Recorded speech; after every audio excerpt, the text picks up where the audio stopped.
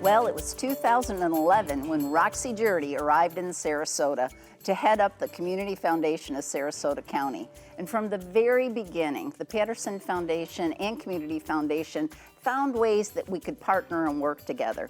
Today, we're going to talk about one of the many partnerships that the Community Foundation and TPF has. And I'm Debra Jacobs, and I'm excited to be here with Roxie Jerde. So Roxie, you know, nationally, you're known as the mom of the Giving Partner. Might have different names in different places, but could you just give us a snippet about what is the Giving Partner? Well, thank you, Debra. And as you know, I love partnering with you and TPF, as does our team at the foundation. The Giving Partner really came about in early 2000s when I was at the Greater Kansas City Community Foundation and really wanting an in-depth local source for donors to understand what were the options available for what their charitable interests or desires were to accomplish and achieve what they wanted to do with their charitable dollars. So that really gave birth to this marvelous free online database, community filing cabinet almost, of the local nonprofits. From Kansas City, we were funded by the Hewlett Foundation. We were able to then do a pilot with foundations across the country. And lo and behold, when I was hired to run the foundation, my board said, we want that. So, and you and the Patterson Foundation jumped on board from the beginning to help support it and be part of the partnership that launched it. Well, and the Patterson Foundation is always about strengthening individuals, organizations, and communities in ways that foster wide participation. And when it's a 24-hour web platform for people to share their information, that helps wide participation. Absolutely. So, all right, we have the Giving Partner, and organizations put their profile on there with all kinds of information from their board of directors, from their strategies, their 990s. Having that 24-hour web-based platform, the Giving Partner, yes. Why is that work? How does it work? Well, it is so wonderful. We know that people truly are up sometimes in the middle of the night, and they may have a pressing question about a nonprofit. They can go there and there it is. So being so accessible at all times for donors and even other nonprofits learning about other mission-based nonprofits. So while donors are the primary audience, it also has turned out to be helpful for nonprofits to learn about each other as well. So when we think about the Giving Partner 24/7 platform, it's work to keep your profile up to date if you're a nonprofit, okay? So we want to make sure nonprofits feel the value of the Giving Partner, and they do as donors connect with them.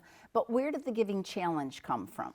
Well, when we launched the Giving Partner, we started collecting data with nonprofits in 2011, and in the spring of 2012, we launched a Giving Challenge and the Giving Partner, and it was a great way to encourage nonprofits to be able to put their information in, to have this opportunity to participate. So the first 8-9 months, we had about 110 nonprofits. It's work. We review them. They put their information in. So we launched it and gave the challenge the opportunity to have some community excitement about what is this? Let's understand who's there and who is our partner with some match money. Well, I can recall sitting at the desk saying, do you think the Patterson Foundation might want to work with us on the Giving Challenge? And again, it was the how do we help anyone be a donor? And so TPF did say, yes, we will. But Roxie, we have had how many Giving Challenges since those early days? How many have we had? So we launched it in 2012, and since then we have had 7 challenges. We did, I think, 4 years in a row, and then that was intended, let's get it fully populated, and it was such a hit and success, thanks truly to the incentives and motivation. The Patterson Foundation has evolved to make this just this community-wide excitement.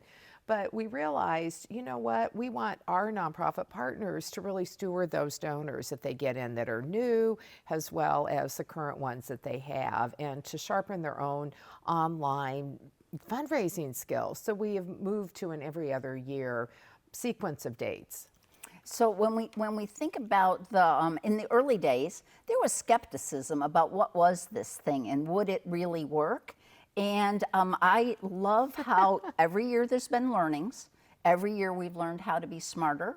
Not every year, but each time we have a challenge, we learn how to be smarter. The Patterson Foundation surely has learned how to modify its matches to propel more donations.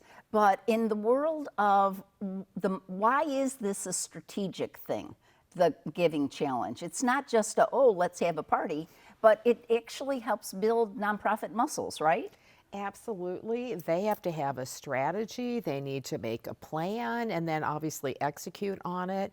We also have all sorts of prizes to encourage, partnerships to best video, best campaign. So it really is a way. How do I tell my story of who I am as a nonprofit, what I'm accomplishing?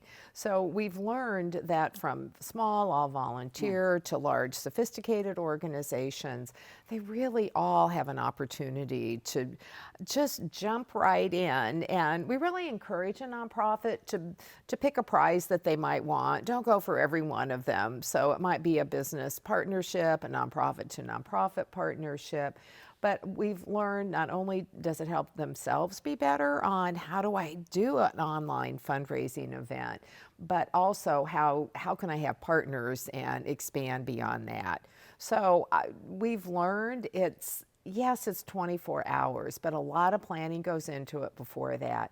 And more importantly, we build out a strategy and a marketing public relations structure that by themselves would not be as successful, but when it's for the community and we can really rally everyone to be a philanthropist, that's the piece of this, that it becomes bigger than who you are. Well, let's flip just for a second to why do donors seem to be intrigued with the Giving Challenge? What's the value in it for a donor? Because you get addicted to the leaderboard and you can't turn it off and you keep going to it. And we have stories of people who wake up in the middle of the night. I wonder how much they've raised and who's on top of this leaderboard. So with 700 nonprofits participating, is it a competition? Not really, but yeah, it is, because you're seeing somebody at the top with the number of donations that they have and the dollars that they've raised. And now nonprofits have their own matches in addition to the TPF match. So there is such an energy and enthusiasm, and truly that leaderboard just becomes, you can't turn it off and you keep going back to it. Well, and I love some of the stories about how families actually make the Giving Challenge a family event. Do you want to tell a story about that? Well, we have so many wonderful families and they want to introduce their children to giving. So they will give their kids a budget. Minimum donation is $25. It might be $100. But they'll have their kids. What do you care about? Go explore on that Giving Challenge. And you get to make a donation, and then let's talk about what you chose and why did you choose that. So that begins that family conversation, and more importantly, passing on those charitable values to their kids. Roxie, every Giving Challenge, we've had more organizations participate, we've had more donors, and more final results. COVID came in March of 2020. And we were all hunkered down, and the Giving Challenge was already on the books to happen that spring. And so many people said, no, it's a pandemic, you can't do anything, it's not the time to do it. And after much thought and discussion, the decision was, no, now more than ever, because givers want to give. So why don't you talk a little bit about the success of the Giving Challenge during COVID? And there were people that said, are you going to do this? And we got some negative, but we heard from so many more. We need it now more than ever. So it's virtual. We were able to go ahead with it. And some people would do events, but it all became virtual. Events were being canceled and fundraisers. So there was a little panic of lost revenue from fundraisers. So what we witnessed was nonprofits having full attention on let's get this giving challenge done and do it successfully. I think it gave them hope, and it gave them something to really rally around rather than, yes, we all were going remote ourselves, but they could really rally around it and with their boards.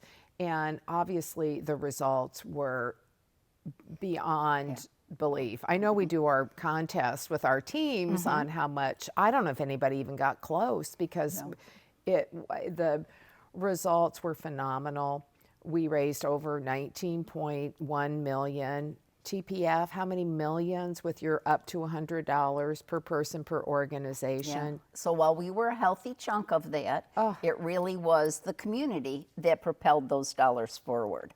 Well, 7.4 million. Okay, well, and thank you for remembering. Actually, that's a thank you to our board who gives that. I do want to articulate what challenge went on there. Our board said we will match dollar for dollar up to $100, each unique gift to each unique organization. So anybody could say, ooh, 687 organizations. I'll give $100 to each one of them. And the Patterson Foundation would match that because there was no cap. Courageous. So, courageous board. And, but we were honored because there were thousands of people who said, I am giving during this time because organizations need us. We had 59,000 unique individuals and over 110,000 gifts in 24 hours. And what really was so heartwarming, people understood that the food banks really needed it. And between our food banks in the 4-county area, over $1 million was given.